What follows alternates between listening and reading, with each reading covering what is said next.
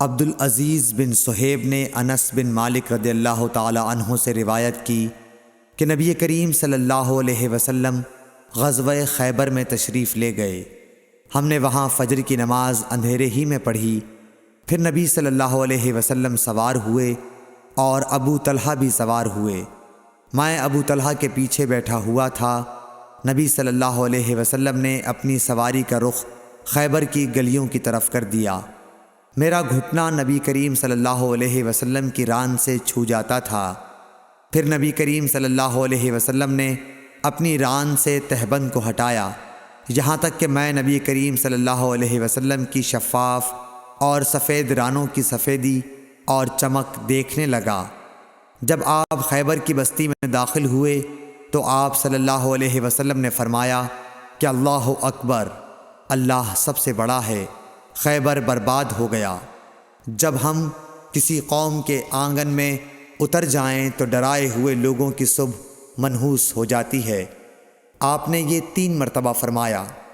انس رضی اللہ تعالی عنہ نے کہا کہ خیبر کے یہودی لوگ اپنے کاموں کے لیے باہر نکلے ہی تھے کہ وہ چلا اٹھے، محمد صلی اللہ علیہ وسلم آن پہنچے۔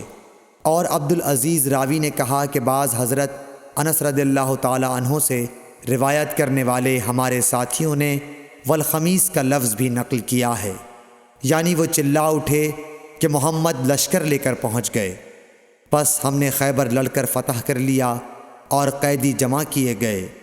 پھر وحیہ رضی اللہ تعالی عنہ آئے اور عرض کی کہ یا رسول اللہ صلی اللہ علیہ وسلم، قیدیوں میں سے کوئی باندی مجھے عنایت کیجیے۔ آپ صلی اللہ علیہ وسلم نے فرمایا کہ جاؤ کوئی باندی لے لو۔ انہوں نے صفیہ بنت حی کو لے لیا۔ پھر ایک شخص نبی کریم صلی اللہ علیہ وسلم کی خدمت میں حاضر ہوا اور عرض کی کہ یا رسول اللہ، صفیہ جو قریظہ اور نزیر کے سردار کی بیٹی ہیں، انہیں آپ نے وحیہ کو دے دیا، وہ تو صرف آپ ہی کے لیے مناسب تھیں۔ اس پر آپ نے فرمایا کہ وحیہ کو صفیہ کے ساتھ بلاؤ۔ وہ لائے گئے۔ جب نبی کریم صلی اللہ علیہ وسلم نے انہیں دیکھا تو فرمایا کہ قیدیوں میں سے کوئی اور باندی لے لو۔ راوی نے کہا کہ پھر نبی کریم صلی اللہ علیہ وسلم نے صفیہ کو آزاد کر دیا اور انہیں اپنے نکاح میں لے لیا۔ ثابت بنانی نے حضرت انس رضی اللہ تعالی عنہ سے پوچھا کہ ابو حمزہ، ان کا مہر حضور صلی اللہ علیہ وسلم نے کیا رکھا تھا؟ حضرت انس رضی اللہ عنہ نے فرمایا کہ خود انہی کی آزادی ان کا مہر تھا اور اسی پر آپ نے نکاح کیا۔ پھر راستے ہی میں ام سلیم رضی اللہ عنہا حضرت انس رضی اللہ عنہ کی والدہ نے انہیں دلہن بنایا اور نبی کریم صلی اللہ علیہ وسلم کے پاس رات کے وقت بھیجا۔ اب نبی کریم صلی اللہ علیہ وسلم دلہا تھے، اس لیے آپ نے فرمایا کہ جس کے پاس بھی کچھ کھانے کی چیز ہو تو یہاں لائے۔ آپ نے ایک چمڑے کا دسترخوان بچھایا، بعض صحابہ کھجور لائے، بعض گھی۔ عبدالعزیز نے کہا کہ میرا خیال ہے حضرت انس رضی اللہ عنہ نے ستو کا بھی ذکر کیا۔ پھر لوگوں نے ان کا حلوہ بنا لیا۔ یہ رسول اللہ صلی اللہ علیہ وسلم کا ولیمہ تھا۔ صحیح بخاری حدیث نمبر 371۔ عروہ بن زبیر نے خبر دی کہ حضرت عائشہ رضی اللہ عنہا نے فرمایا کہ نبی صلی اللہ علیہ وسلم فجر کی نماز پڑھتے اور آپ صلی اللہ علیہ وسلم کے ساتھ نماز میں کئی مسلمان عورتیں اپنی چادریں اوڑھے ہوئے شریک نماز ہوتیں، پھر اپنے گھروں کو واپس چلی جاتی تھیں۔ اس وقت انہیں کوئی پہچان نہیں سکتا تھا۔ صحیح بخاری حدیث نمبر 372۔ ابن شہاب نے بیان کیا کہ انہوں نے عروہ سے ام المومنین حضرت عائشہ رضی اللہ تعالی عنہا سے کہ نبی صلی اللہ علیہ وسلم نے ایک چادر میں نماز پڑھی جس میں نقش و نگار تھے۔ آپ صلی اللہ علیہ وسلم نے انہیں ایک مرتبہ دیکھا، پھر جب نماز سے فارغ ہوئے تو فرمایا کہ میری یہ چادر ابو جہم عامر بن حذیفہ کے پاس لے جاؤ اور ان کی انجانیاں والی چادر لے آؤ، کیونکہ اس چادر نے ابھی نماز سے مجھ کو غافل کر دیا۔ اور ہشام بن عروہ نے اپنے والد سے روایت کی، انہوں نے عائشہ رضی اللہ عنہا سے کہ نبی صلی اللہ علیہ وسلم نے فرمایا کہ میں نماز میں اس کے نقش و نگار دیکھ رہا تھا، پس میں ڈرا کہ کہیں یہ مجھے غافل نہ کر دے۔ صحیح بخاری حدیث نمبر 373۔ عبدالعزیز بن صہیب نے انس رضی اللہ عنہ سے نقل کیا کہ حضرت عائشہ رضی اللہ عنہا کے پاس ایک رنگین باریک پردہ تھا جسے انہوں نے اپنے گھر کے ایک طرف پردے کے لیے لٹکا دیا تھا۔ آپ صلی اللہ علیہ وسلم نے فرمایا کہ میرے سامنے سے اپنا یہ پردہ ہٹا دو، کیونکہ اس پر نقش شدہ تصاویر برابر میری نماز میں خلل انداز ہوتی رہی ہیں۔ صحیح بخاری حدیث نمبر 374۔ عقبہ بن عامر نے کہا کہ نبی کریم صلی اللہ علیہ وسلم کو ایک ریشم کی قبا تحفے میں دی گئی، اسے آپ نے پہنا اور نماز پڑھی، لیکن آپ جب نماز سے فارغ ہوئے تو بڑی تیزی کے ساتھ اسے اتار دیا، گویا آپ اسے پہن کر ناگواری محسوس کر رہے تھے۔ پھر آپ نے فرمایا یہ پرہیزگاروں کے لائق نہیں ہے۔ صحیح بخاری حدیث نمبر 375۔ ابو جحیفہ وہب بن عبداللہ سے روایت ہے کہ میں نے رسول اللہ صلی اللہ علیہ وسلم کو ایک سرخ چمڑے کے خیمے میں دیکھا، اور میں نے یہ بھی دیکھا کہ بلال رضی اللہ تعالی عنہ حضور صلی اللہ علیہ وسلم کو وضو کرا رہے ہیں، اور ہر شخص آپ کے وضو کا پانی حاصل کرنے کے لیے ایک دوسرے سے آگے بڑھنے کی کوشش کر رہا ہے۔ اگر کسی کو تھوڑا سا بھی پانی مل جاتا تو وہ اسے اپنے اوپر مل لیتا، اور اگر کوئی پانی نہ پا سکتا تو اپنے ساتھی کے ہاتھ کی تری ہی حاصل کرنے کی کوشش کرتا۔ پھر میں نے بلال رضی اللہ تعالی عنہ کو دیکھا کہ انہوں نے اپنی ایک برچھی اٹھائی جس کے نیچے لوہے کا پھل لگا ہوا تھا، اور اسے انہوں نے گاڑ دیا۔ نبی کریم صلی اللہ علیہ وسلم ڈیرے میں سے ایک سرخ پوشاک پہنے ہوئے تہبند اٹھائے ہوئے باہر تشریف لائے اور برچھی کی طرف منہ کر کے لوگوں کو 2 رکعت نماز پڑھائی۔ میں نے دیکھا کہ آدمی اور جانور برچھی کے پرے سے گزر رہے تھے۔ صحیح بخاری حدیث نمبر 376۔ لوگوں نے سہل بن سعد سعدی سے پوچھا کہ منبر نبوی کس چیز کا تھا؟ آپ نے فرمایا کہ اب دنیا اسلام میں اس کے متعلق مجھ سے زیادہ جاننے والا کوئی باقی نہیں رہا۔ منبر غابہ کے چھاؤ سے بنا تھا، فلاں عورت کے غلام فلاں نے اسے رسول اللہ صلی اللہ علیہ وسلم کے لیے بنایا تھا۔ جب وہ تیار کر کے مسجد میں رکھا گیا تو رسول اللہ صلی اللہ علیہ وسلم اس پر کھڑے ہوئے، اور آپ نے قبلے کی طرف اپنا منہ کیا اور تکبیر کہی، اور لوگ آپ کے پیچھے کھڑے ہو گئے۔ پھر آپ نے قرآن مجید کی آیتیں پڑھیں اور رکوع کیا۔ آپ کے پیچھے تمام لوگ بھی رکوع میں چلے گئے۔ پھر آپ نے اپنا سر اٹھایا، پھر اسی حالت میں آپ الٹے پاؤں پیچھے ہٹے، پھر زمین پر سجدہ کیا، پھر منبر پر دوبارہ تشریف لائے اور قرأت کی، پھر رکوع کیا، پھر رکوع سے سر اٹھایا اور قبلے ہی کی طرف رخ کیے ہوئے پیچھے لوٹے اور زمین پر سجدہ کیا۔ یہ ہے منبر کا قصہ۔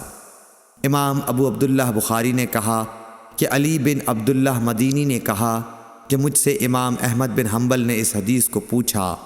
علی نے کہا کہ میرا مقصد یہ ہے کہ نبی کریم صلی اللہ علیہ وسلم نماز میں لوگوں سے اونچے مقام پر کھڑے ہوئے تھے، اس لیے اس میں کوئی حرج نہ ہونا چاہیے کہ امام مقتدیوں سے اونچی جگہ پر کھڑا ہو۔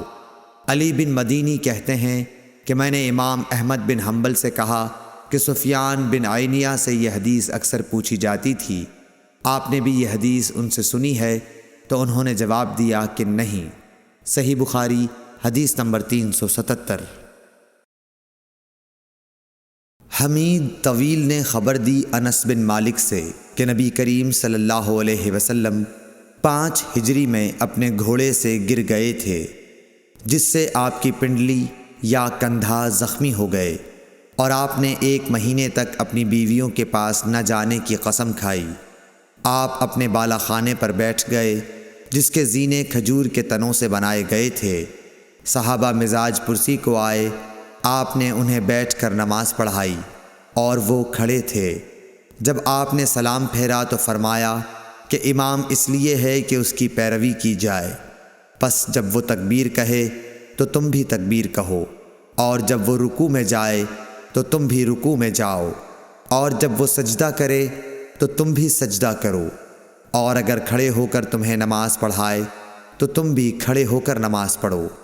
اور آپ 29 دن بعد نیچے تشریف لائے تو لوگوں نے کہا، یا رسول اللہ، آپ نے تو 1 مہینے کے لیے قسم کھائی تھی۔ آپ نے فرمایا کہ یہ مہینہ 29 دن کا ہے۔ صحیح بخاری حدیث نمبر 378۔ عبداللہ بن شداد نے حضرت میمونہ رضی اللہ تعالی عنہ سے روایت کی، آپ نے فرمایا کہ نبی صلی اللہ علیہ وسلم نماز پڑھتے اور حائضہ ہونے کے باوجود میں ان کے سامنے ہوتی۔ اکثر جب آپ سجدہ کرتے تو آپ کا کپڑا مجھے چھو جاتا۔ انہوں نے کہا کہ آپ کھجور کے پتوں سے بنے ہوئے ایک چھوٹے سے مصلے پر نماز پڑھتے تھے۔ صحیح بخاری حدیث نمبر 379۔ انس بن مالک سے روایت ہے کہ ان کی نانی ملیکہ نے رسول اللہ صلی اللہ علیہ وسلم کو کھانا تیار کر کے کھانے کے لیے بلایا۔ آپ نے کھانے کے بعد فرمایا کہ آؤ تمہیں نماز پڑھا دوں۔ انس رضی اللہ تعالی عنہ نے کہا کہ میں نے اپنے گھر سے ایک بوریا اٹھایا جو کثرت استعمال سے کالا ہو گیا تھا۔ میں نے اس پر پانی چھڑکا، پھر رسول اللہ صلی اللہ علیہ وسلم نماز کے لیے اسی بوریے پر کھڑے ہوئے، اور میں اور ایک یتیم کہ رسول اللہ صلی اللہ علیہ وسلم کے غلام ابو زمیرہ کے لڑکے ضمیرہ آپ کے پیچھے صف باندھ کر کھڑے ہو گئے، اور بوڑھی عورت انس کی نانی ملیکہ ہمارے پیچھے کھڑی ہوئیں۔ پھر رسول اللہ صلی اللہ علیہ وسلم نے ہمیں 2 رکعت نماز پڑھائی اور واپس گھر تشریف لے گئے۔ صحیح بخاری حدیث نمبر 380۔ ام المومنین میمونہ رضی اللہ تعالی عنہا سے روایت ہے، انہوں نے کہا کہ نبی کریم صلی اللہ علیہ وسلم سجدہ گاہ یعنی چھوٹے مصلے پر نماز پڑھا کرتے تھے۔ صحیح بخاری حدیث نمبر 381۔ حضرت عائشہ رضی اللہ عنہا نے فرمایا کہ میں رسول اللہ صلی اللہ علیہ وسلم کے آگے سو جاتی اور میرے پاؤں آپ کے قبلے میں ہوتے۔ جب آپ سجدہ کرتے تو میرے پاؤں کو آہستہ سے دبا دیتے، میں اپنے پاؤں سمیٹ لیتی، اور آپ جب کھڑے ہو جاتے تو میں انہیں پھر پھیلا دیتی۔ ان دنوں گھروں میں چراغ بھی نہیں ہوا کرتے تھے۔ صحیح بخاری حدیث نمبر 382۔ عروہ نے خبر دی کہ حضرت عائشہ رضی اللہ تعالی عنہا نے انہیں بتایا کہ رسول اللہ صلی اللہ علیہ وسلم اپنے گھر کے بچھونے پر نماز پڑھتے، اور حضرت عائشہ رضی اللہ تعالی عنہا آپ کے اور قبلے کے درمیان اس طرح لیٹی ہوتیں جیسے نماز کے لیے جنازہ رکھا جاتا ہے۔ صحیح بخاری حدیث نمبر 383۔ عروہ بن زبیر سے روایت ہے کہ نبی کریم صلی اللہ علیہ وسلم اس بچھونے پر نماز پڑھتے جس پر آپ اور حضرت عائشہ رضی اللہ تعالی عنہا سوتے، اور حضرت عائشہ رضی اللہ تعالی عنہا آپ کے اور قبلے کے درمیان اس بستر پر لیٹی رہتیں۔ صحیح بخاری حدیث نمبر 384۔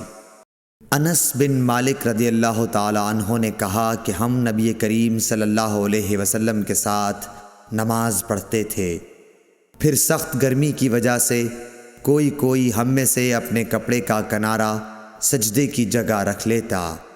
صحیح بخاری حدیث نمبر 385۔ ابو مسلمہ سعید بن یزید ازدی نے انس بن مالک رضی اللہ تعالی عنہ سے پوچھا کہ کیا نبی کریم صلی اللہ علیہ وسلم اپنی جوتیاں پہن کر نماز پڑھتے تھے؟ تو انہوں نے فرمایا کہ ہاں۔ صحیح بخاری حدیث نمبر 386۔ ابراہیم نخعی حمام بن حارث سے روایت کرتے تھے، انہوں نے کہا کہ میں نے جریر بن عبداللہ کو دیکھا، انہوں نے پیشاب کیا، پھر وضو کیا اور اپنے موزوں پر مسح کیا، پھر کھڑے ہوئے اور موزوں سمیت نماز پڑھی۔ آپ سے جب اس کے متعلق پوچھا گیا تو فرمایا کہ میں نے نبی کریم صلی اللہ علیہ وسلم کو ایسا ہی کرتے دیکھا ہے۔ ابراہیم نخعی نے کہا کہ یہ حدیث لوگوں کی نظر میں بہت پسندیدہ تھی، کیونکہ جریر رضی اللہ تعالی عنہ آخر میں اسلام لائے تھے۔ صحیح بخاری حدیث نمبر 387۔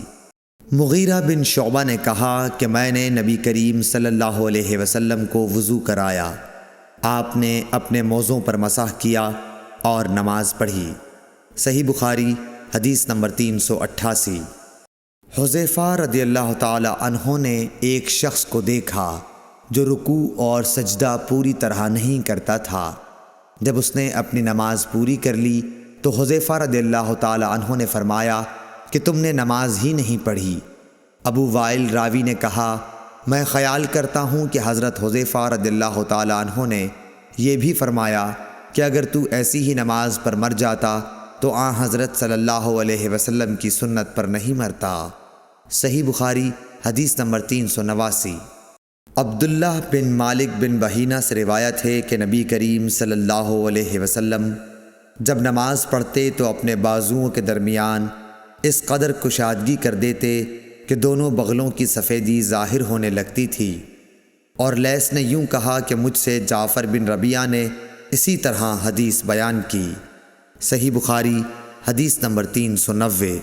انس بن مالک رضی اللہ تعالی عنہ نے کہا کہ رسول اللہ صلی اللہ علیہ وسلم نے فرمایا جس نے ہماری طرح نماز پڑھی اور ہماری طرح قبلے کی طرف منہ کیا اور ہمارے ذبیحہ کو کھایا تو وہ مسلمان ہے جس کے لیے اللہ اور اس کے رسول کی پناہ ہے، بس تم اللہ کے ساتھ اس کی دی ہوئی پناہ میں خیانت نہ کرو۔ صحیح بخاری حدیث نمبر 391۔ انس بن مالک رضی اللہ تعالی عنہ سے روایت ہے کہ رسول اللہ صلی اللہ علیہ وسلم نے فرمایا مجھے حکم دیا گیا ہے کہ میں لوگوں کے ساتھ جنگ کروں یہاں تک کہ وہ لا الہ الا اللہ کہیں، پس جب وہ اس کا اقرار کر لیں اور ہماری طرح نماز پڑھنے لگیں اور ہمارے قبلے کی طرف نماز میں منہ کریں اور ہمارے ذبیحہ کو کھانے لگیں تو ان کا خون اور ان کے اموال ہم پر حرام ہو گئے مگر کسی حق کے بدلے، اور باطن میں ان کا حساب اللہ پر رہے گا۔ صحیح بخاری حدیث نمبر 392۔ میمون بن سیاح نے حضرت انس بن مالک رضی اللہ تعالی عنہ سے پوچھا کہ اے ابو حمزہ، آدمی کی جان اور مال پر زیادتی کو کیا چیزیں حرام کرتی ہیں؟ تو انہوں نے فرمایا کہ جس نے گواہی دی کہ اللہ کے سوا کوئی معبود نہیں اور ہمارے قبلے کی طرف منہ کیا اور ہماری نماز کی طرح نماز پڑھی اور ہمارے ذبیحہ کو کھایا تو وہ مسلمان ہے۔ پھر اس کے وہی حقوق ہیں جو عام مسلمانوں کے ہیں، اور اس کی وہی ذمہ داریاں ہیں جو عام مسلمانوں پر ہیں۔ اور ابن ابی مریم نے کہا ہمیں یحییٰ بن ایوب نے خبر دی، انہوں نے کہا ہم سے حمید نے حدیث بیان کی، انہوں نے کہا ہم سے انس بن مالک رضی اللہ عنہ نے نبی کریم صلی اللہ علیہ وسلم سے نقل کر کے حدیث بیان کی۔ صحیح بخاری حدیث نمبر 393۔ ابو ایوب انصاری رضی اللہ تعالی عنہ سے روایت ہے کہ رسول اللہ صلی اللہ علیہ وسلم نے فرمایا جب تم قضائے حاجت کے لیے جاؤ تو اس وقت نہ قبلے کی طرف منہ کرو اور نہ پیٹھ کرو، بلکہ مشرق یا مغرب کی طرف اس وقت اپنا منہ کر لیا کرو۔ ابو ایوب نے فرمایا کہ ہم جب شام میں آئے تو یہاں کے بیت الخلاء قبلہ رخ بنے ہوئے تھے، جب ہم قضائے حاجت کے لیے جاتے تو ہم مڑ جاتے اور اللہ عز و جل سے استغفار کرتے تھے۔ اور ظاہری نے عطا سے اس حدیث کو اسی طرح روایت کیا۔ اس میں یوں ہے کہ عطا نے کہا میں نے ابو ایوب سے سنا، انہوں نے اسی طرح حضرت صلی اللہ علیہ وسلم سے سنا۔ صحیح بخاری حدیث نمبر 394۔ عمرو بن دینار نے کہا ہم نے عبداللہ بن عمر رضی اللہ تعالیٰ عنہ سے ایک ایسے شخص کے بارے میں پوچھا جس نے بیت اللہ کا طواف عمرے کے لیے کیا لیکن صفا اور مروہ کی سعی نہیں کی، کیا ایسا شخص بیت اللہ کے طواف کے بعد اپنی بیوی سے صحبت کر سکتا ہے؟ آپ نے جواب دیا کہ نبی کریم صلی اللہ علیہ وسلم تشریف لائے، آپ نے 7 مرتبہ بیت اللہ کا طواف کیا اور مقام ابراہیم کے پاس 2 رکعت نماز پڑھی، پھر صفا اور مروہ کی سعی کی، اور تمہارے لیے نبی کریم صلی اللہ علیہ وسلم کی زندگی بہترین نمونہ ہے۔ صحیح بخاری حدیث نمبر 395۔ عمرو بن دینار نے کہا، ہم نے جابر بن عبداللہ سے بھی یہ مسئلہ پوچھا تو آپ نے بھی یہی فرمایا کہ وہ بیوی کے قریب بھی اس وقت تک نہ جائے جب تک صفا اور مروہ کی سعی نہ کر لے۔ صحیح بخاری حدیث نمبر 396۔ سیف بن ابی سلیمان نے کہا کہ میں نے مجاہد سے سنا، انہوں نے کہا کہ ابن عمر کی خدمت میں ایک آدمی آیا اور کہنے لگا، اے لو، یہ رسول اللہ صلی اللہ علیہ وسلم آن پہنچے اور آپ کعبے کے اندر داخل ہو گئے۔ ابن عمر نے کہا کہ میں جب آیا تو نبی کریم صلی اللہ علیہ وسلم کعبے سے نکل چکے تھے۔ میں نے دیکھا کہ بلال دونوں دروازوں کے سامنے کھڑے ہیں۔ میں نے بلال سے پوچھا کہ کیا نبی کریم صلی اللہ علیہ وسلم نے کعبے کے اندر نماز پڑھی ہے؟ انہوں نے کہا کہ ہاں، 2 رکعت ان 2 ستونوں کے درمیان پڑھی تھیں جو کعبے میں داخل ہوتے وقت بائیں طرف واقع ہیں۔ پھر جب باہر تشریف لائے تو کعبے کے سامنے 2 رکعت نماز ادا فرمائی۔ صحیح بخاری حدیث نمبر 397۔ عطا بن ابی رباح نے کہا کہ میں نے ابن عباس رضی اللہ تعالی عنہ سے سنا کہ جب نبی کریم صلی اللہ علیہ وسلم کعبے کے اندر تشریف لے گئے تو اس کے چاروں کونوں میں آپ نے دعا کی اور نماز پڑھی۔ پھر جب باہر تشریف لائے تو 2 رکعت نماز کعبے کے سامنے پڑھی اور فرمایا کہ یہی قبلہ ہے۔ صحیح بخاری حدیث نمبر 398۔ حضرت برا بن عازب رضی اللہ تعالیٰ عنہ سے روایت ہے کہ نبی کریم صلی اللہ علیہ وسلم نے 16 یا 17 ماہ تک بیت المقدس کی طرف منہ کر کے نمازیں پڑھیں، اور رسول اللہ صلی اللہ علیہ وسلم دل سے چاہتے تھے کہ کعبے کی طرف منہ کر کے نماز پڑھیں۔ آخر اللہ تعالیٰ نے یہ آیت نازل فرمائی، ہم آپ کا آسمان کی طرف بار بار چہرہ اٹھانا دیکھتے ہیں۔ پھر آپ نے کعبے کی طرف منہ کر لیا، اور احمقوں نے جو یہودی تھے کہنا شروع کیا کہ انہیں اگلے قبلے سے کس چیز نے پھیر دیا۔ آپ فرما دیجئے کہ اللہ ہی کی ملکیت ہے مشرق اور مغرب، اللہ جس کو چاہتا ہے سیدھے راستے کی ہدایت کر دیتا ہے۔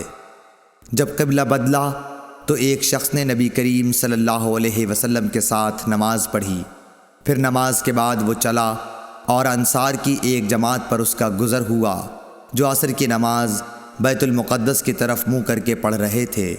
اس شخص نے کہا کہ میں گواہی دیتا ہوں کہ میں نے نبی کریم صلی اللہ علیہ وسلم کے ساتھ وہ نماز پڑھی ہے جس میں آپ نے موجودہ قبلہ کعبے کی طرف منہ کر کے نماز پڑھی ہے۔ پھر وہ جماعت نماز کی حالت میں ہی مڑ گئی اور کعبے کی طرف منہ کر لیا۔ صحیح بخاری حدیث نمبر 399۔ جابر بن عبداللہ نے فرمایا کہ نبی کریم صلی اللہ علیہ وسلم اپنی سواری پر خواہ اس کا رخ کسی طرف ہو نفل نماز پڑھتے تھے، لیکن جب فرض نماز پڑھنا چاہتے تو سواری سے اتر جاتے اور قبلے کی طرف منہ کر کے نماز پڑھتے۔ صحیح بخاری حدیث نمبر 400۔